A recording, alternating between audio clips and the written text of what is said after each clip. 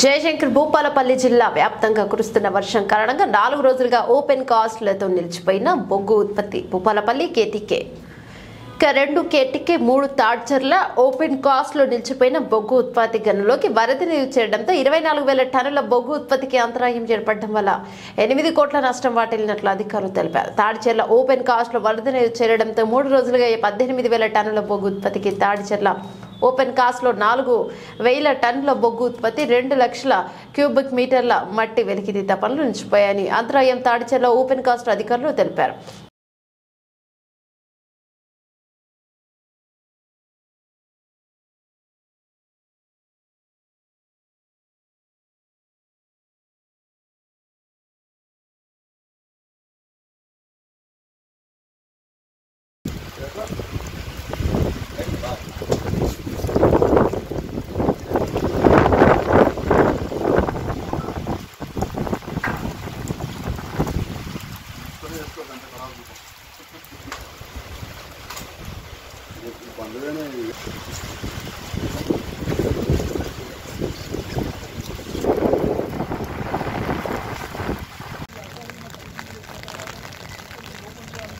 సరిపోతాయి కదా.